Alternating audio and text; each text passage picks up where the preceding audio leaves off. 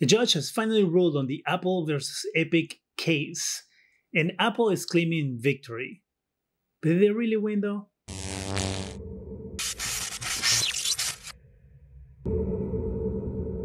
Hi, welcome to Zgadgetreview. Let's do a quick refresher on what happened between Apple and Epic and the reason why they ended up in court. Epic is the developer of a small little game that you might have heard of. It's called Fortnite. It's a free-to-play shooter game that has become a success for Epic. Epic had their game in the Apple Store. Apple takes 30% of the revenue of every single developer as their commission for allowing you to put your app in their store. Epic did not like that after a while of working with Apple and, of course, seeing how much money was leaving the company by paying Apple their commission. So sneakily, Epic went ahead and added a way for people to make purchases directly through the Epic Store, bypassing Apple's pay system. Once Apple realized what Epic was doing with Fortnite, Apple decided to terminate the app and remove it from the store for breach of contract. Of course, this became a big deal because Fortnite is a huge game in a huge store, being the Apple Store. So these companies went back and forth against each other, Epic accusing Apple of being a monopoly, which one could argue that they are, and that it wasn't right for Apple to take 30% cut from sales, created this huge commercial trying to attack Apple, saying free Fortnite, hashtag free Fortnite, and Apple, of course, replied the same way. So they ended up in court. After a lot of back and forth, the judge has finally ruled on the case. And what the judge has done is force Apple to open their doors to other payments, meaning that from now on, app developers can give you a choice for payment that isn't necessarily through the Apple Store. This is what the order says. This comes from The Verge. Under the new order, Apple is permanently restrained and enjoined from prohibiting developers from including in their apps and their metadata bundles external links or other calls to action that direct customers to purchasing mechanisms, in addition to in-app purchasing and communicating with customers through points of contact obtained voluntarily from customers through account registration within the app. So what this means is that Apple has to make it as easy as possible for developers to give you that option of payment that isn't necessarily the Apple Store. Apple has 90 days to put this into place. So by December 9th, you should see an option for you to make payments on the Apple Store that isn't necessarily Apple. So you can go through PayPal or any other company that the developer might decide to use.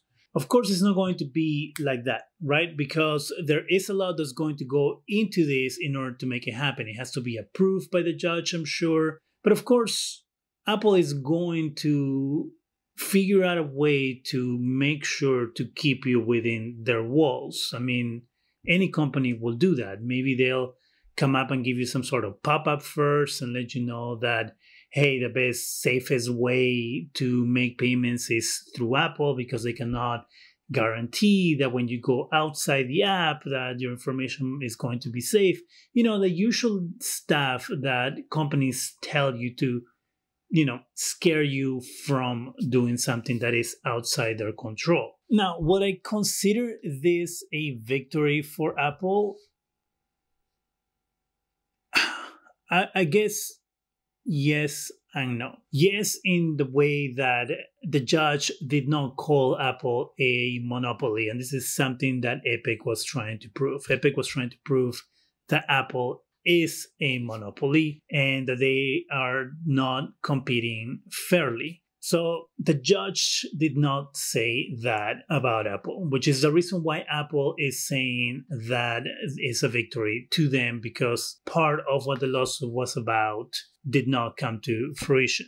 In the other hand, though, I will say that Epic also scored a victory because Epic now has been able to make it so Apple has to offer a different way for you to make payments, which is one of the things that they were arguing about. And in order to save that 30% cut that Apple gets once people make payments in their apps. So Epic, in a way, had that small victory there where now that's changed.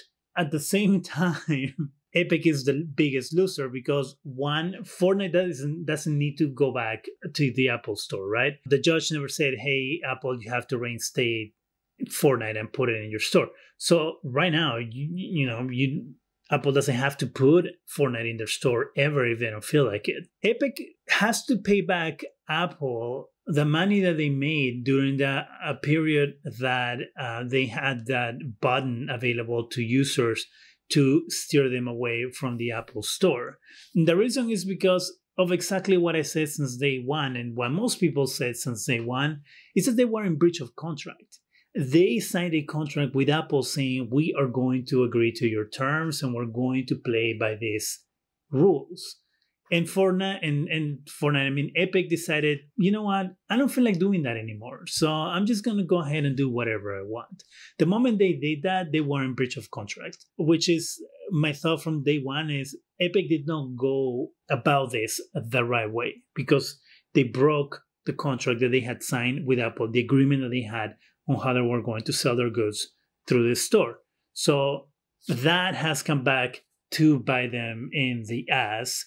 And so now Epic has to pay Apple $3.6 million, which is the commission that Apple will have gotten from the sales that Epic made during that period of time. Of course, Fortnite isn't going to go quietly into the night and, fork over the money. They have said that they're going to appeal this decision. Of course, it makes sense. So I guess we'll see what happens next with the appeal. The real winners, though, are the developers in general, because now those developers, big and small, are going to be able to use different forms of payments and get as much money as they can for the goods that they have at the store. Because it kind of always felt unfair to me that Apple, Android, charge their developers a commission after the app is established and after they sell more things within the app.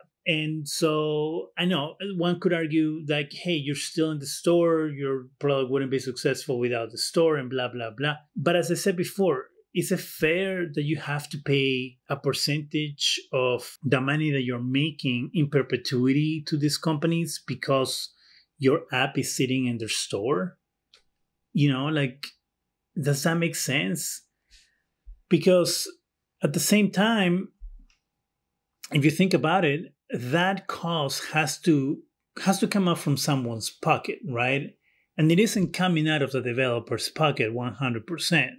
It's coming out of our pocket, well, your pocket, because I don't use the App Store for anything, because I don't own any Apple products. So it's coming out of your pocket, because if I, as a developer, know that I'm going to lose 30% right off the bat by selling something through my app, then that means I have to make up the 30% somehow. I cannot just eat 30%, because if I'm big enough, I'm paying people to work for me.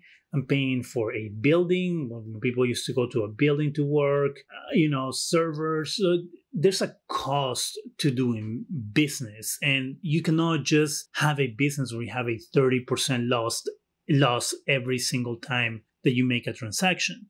So that makes sense that they will charge more to the consumer, which means that now developers could try to lure you away from using Apple's payment system by giving you a discount on your purchase. Not necessarily a 30% discount, but they could do 10%, 15%, and still make more money than they did before and save you some money at the same time. Now, one could argue that Apple could also do the same thing and offer you some sort of discount by trying to keep you in their payment system, right? Apple could go and say, hey, if you stick with us, we'll give you a 10% discount on your purchase.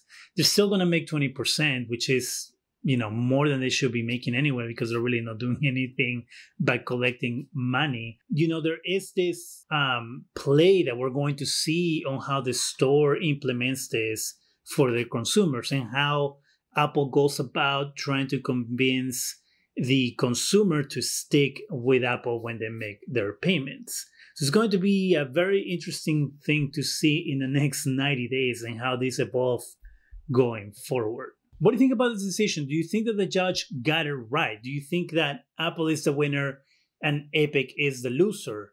Do you think that Apple is a monopoly? Let me know in the comment section. That's it for me. Go ahead and subscribe. Give us a thumbs up. It really helps the channel. Go ahead and hit that bell so you can be alerted every time we have new videos. And thank you very much for watching.